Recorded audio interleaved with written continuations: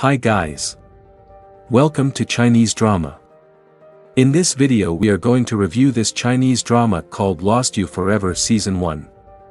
So guys, don't miss and don't forget to subscribe and share for more upcoming update about Chinese dramas. So let's start with main characters. Xiao Yao is the daughter of King of Houliang and Shilinghain, who is a princess general of Xi'an. She has a deity bloodline with strong cultivation powers among her peers. She is also witty and cunning. Xiao Lu is Xiao Yao's assumed persona as an adult after a tragic childhood experience. She is a doctor who specializes in fertility treatment. Xiao Lu has taken on a male identity and lives as a carefree and friendly person. While she cares about those close to her, she can be hard-hearted and doesn't trust others easily. Zhang Xian is the grandson of the king of Xi'an. He is smart and studious but not as wily as Xiao Yao. Zhang Xian has a strong sense of responsibility and protective instinct towards Xiao Yao. They regard each other as brother and sister, as Xiao Yao's mother is his aunt and grandmother's disciple from the same clan. Shi Qi is a reserved and secretive man with a mysterious background. He is loyal towards Xiao Lu and protective of her. He has cultivation powers but tries to maintain a low profile. His real identity is Tusan Jing and his family is the wealthiest in Dahuang. He is a descendant of the nine-tailed fox deity. Xiang Lu is the deputy to General Hong Jiang who controls remnants of Chen Rong's army. He is a nine-headed serpent demon.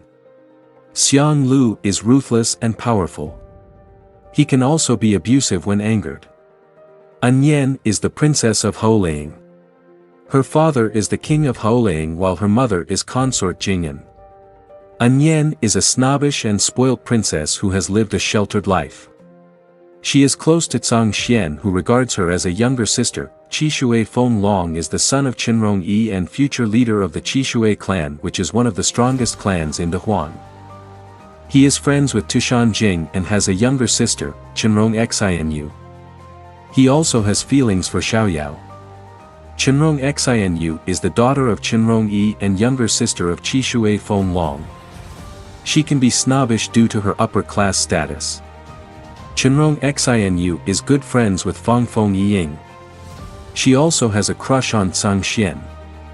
Fang Feng Yiying is the fiancée of the second master of the powerful and wealthy Tushan family. She appears as an innocent and love-struck woman waiting for her man but hides a secret agenda. King of Houliang is the father to Xiao Yao and An Yan. He is also Zhang Xian's master. The king is a fair and understanding ruler. Xiao Yao's mother, Shilinghain, was his queen before she divorced him. He is currently married to An Yan's mother, consort Jing'an, who looks like Shilinghain. King of Xi'an is Zhang Xian's paternal grandfather. He has a few sons who are fighting for power, and Zhang Xian's father was a victim. These include Xian De Yan and Xian Yuyang, who is Zhang Xian's fifth and seventh uncle respectively. The king of Xi'an appears as a cold and strong ruler who is prepared to make the hard decisions even if they hurt himself and those around him. Lao Mu was a Xi'an army deserter. He now runs a clinic together with Xiao Lu. Chuan Zi and Ma Zi were orphans which they took in 20 years ago. The three men are family to Xiao Lu. Tushan Ho is Shi Qi's elder brother. He is the head of the Tushan clan, which has great economic powers due to their wealth. He is a conceited and evil-minded man. Let now see its synopsis. Dahuang is populated by deities, mortals, and demons. There were three kingdoms in Dahuang, namely Houliang, Xi'an, and Qinrong. Internal power struggles and wars among the kingdoms often broke out. Zhang Xian is a Xi'an prince while Xiao Yao is a Houliang princess. They were very close and see each other as brother and sister when they were kids. Xiao Yao's mother was Zhang Xian's aunt, as the former was also his grandmother's disciple. Zhang Xian had promised Xiao Yao's mother to protect her daughter. Due to the power struggles and wars, Zhang Xian lost both his parents. Xiao Yao's mother, who was divorced, also died. Both the kids had to part ways when Xiao Yao was sent away to Mount Jade to keep her safe. But along the way, Xiao Yao went missing without any news. Tusan Jing was kicked out by his uncles and sent to Holang as a hostage prince. 300 years later, Xian has conquered Qinrong, but remnants of the army continue to cause trouble. Xiao Yao has changed her gender and appearance to become a doctor called Xiao Lu. She has settled in a remote town for 30 years thinking that she has been abandoned by those closest to her. One day, Xiao Lu saved Shi and took him in when he has nowhere to go, although he has a powerful background which he is not willing to reveal. She is also forced to get acquainted with Xiang Lu of the Qinrong army. Then, Tusan Jing turns up in town with a mission to destroy the Qinrong remnants for Xian. Xiao Lu is thus caught among these three men with competing interests. Lost You Forever S1 Ending Recap. Lost You Forever S1 ends at episode 39. Qishui Fenglong asks Xiao Yao to marry him. While he likes her, it is also a win-win solution for both. He will be able to become the clan leader by marrying her since she is the eldest princess of Holang. In return, he can rally all the clans to support Tusan Jing. He also promises her that she will be his only woman. Tusan Jing quietly tears up when Xiao Yao informs him that she has decided to marry Qishui Fenglong. Season 1 ends with the king of Xian suddenly abdicating and passing the throne to Tusan Jing. It is a surprise move on the king's part which throws Tusan Jing's uncles off guard but delights Xiao Yao immensely. When did Xiao Yao and Tusan Jing meet again? Tusan Jing had promised Xiao Yao's mother to protect her daughter. Due to the power struggles and wars, Tusan Jing lost both his parents. Xiao Yao's mother, who was divorced, also died. Both the kids had to part ways when Xiao Yao was sent away to Mount Jade to keep her safe. But along the way, Xiao Yao went missing without any news. Tusan Jing was kicked out by his uncles and sent to Holang as a hostage prince. 300 years later, Xian has conquered Qinrong, but remnants of the army continue to cause trouble. Xiao Yao has changed her gender and appearance to become a doctor called Xiao Lu. She has settled in a remote town for 30 years thinking that she has been abandoned by those closest to her. One day, Xiao Lu saved Shi and took him in when he has nowhere to go, although he has a powerful background which he is not willing to reveal. She is also forced to get acquainted with Xiang Lu of the Qinrong army. Then, Tusan Jing turns up in town with a mission to destroy the Qinrong remnants for Xian. Xiao Lu is thus caught among these three men with competing interests. Lost You Forever S1 Ending Recap. Lost You Forever S1 ends at episode 39. Qishui Fenglong asks Xiao Yao to marry him. While he likes her, it is also a win-win solution for both. He will be able to become the clan leader by marrying her since she is the eldest princess of Holang. In return, he can rally all the clans to support Tusan Jing. He also promises her that she will be his only woman. Tusan Jing quietly tears up when Xiao Yao informs him that she has decided to marry Qishui Fenglong. Season 1 ends with the king of Xian suddenly abdicating and passing the throne to Tusan Jing. It is a surprise move on the king's part which throws Tusan Jing's uncles off guard but delights Xiao Yao immensely. When did Xiao Yao and Tusan Jing meet again? Xiao Yao and Tusan Jing meet each other again in episode 4, but they couldn't recognize each other as they have not met since they parted as kids.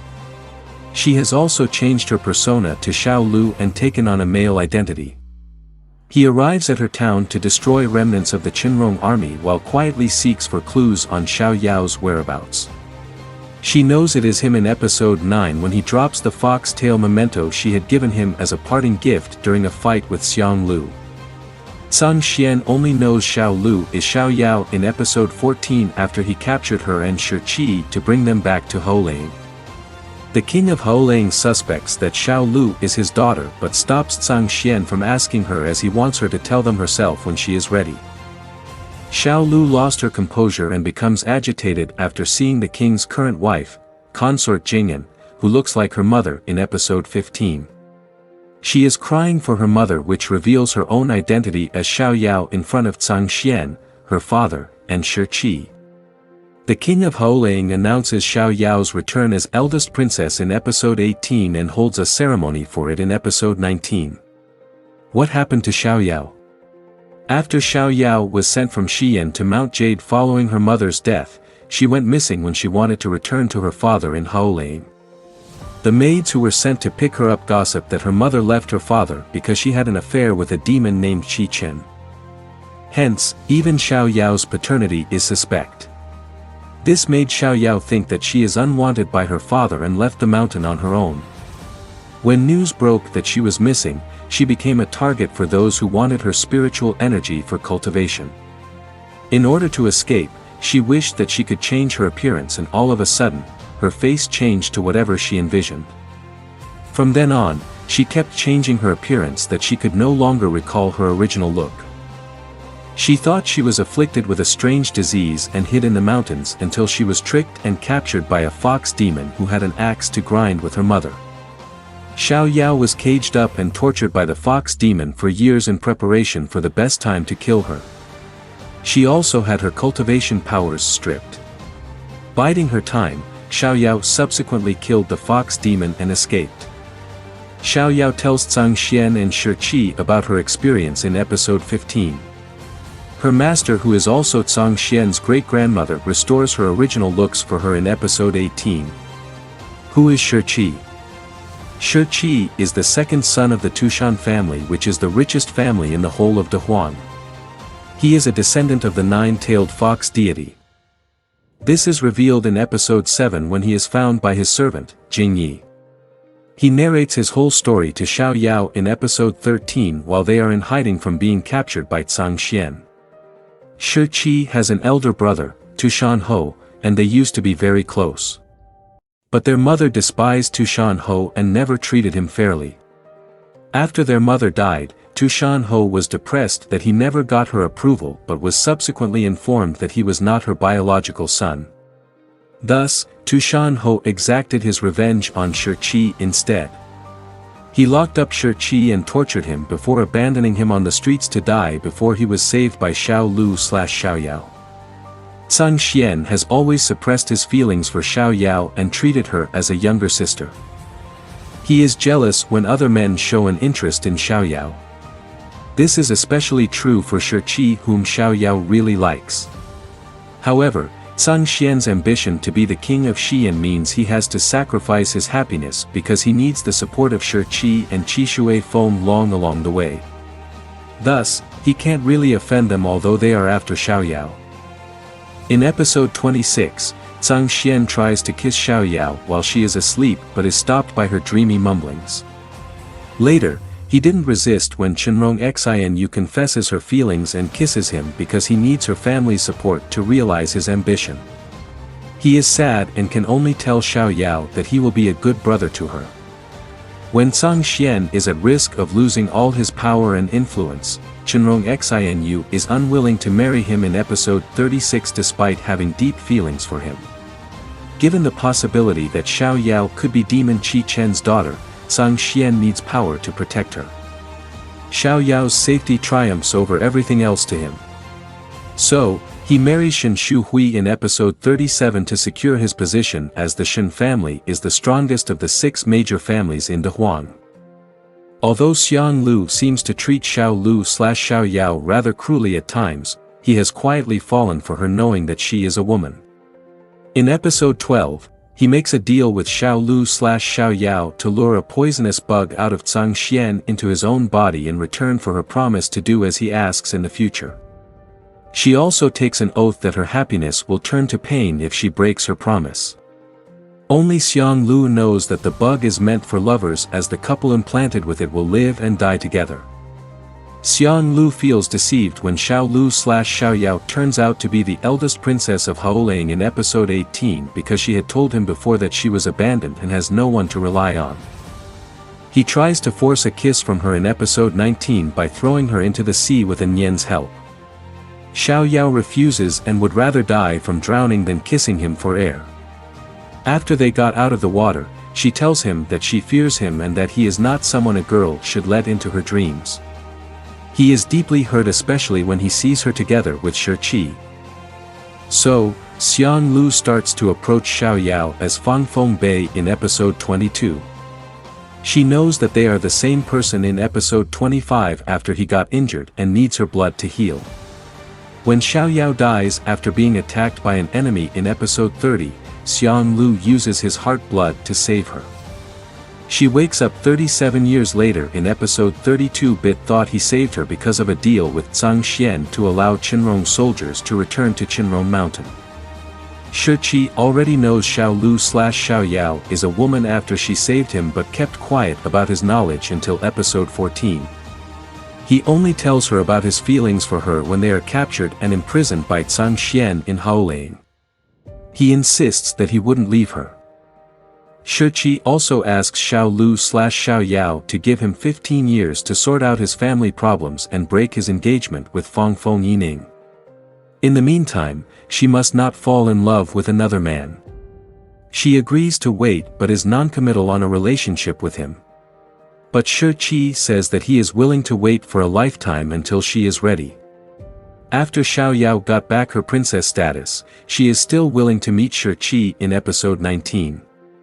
He tells her that he and Fang Feng Ying have no feelings for each other and she is repulsed by the scars on his body. Xiao Yao encourages Shi not to look down on himself and kisses him on the lips in episode 20. But he refrains from reciprocating and gives her a kiss on the forehead instead.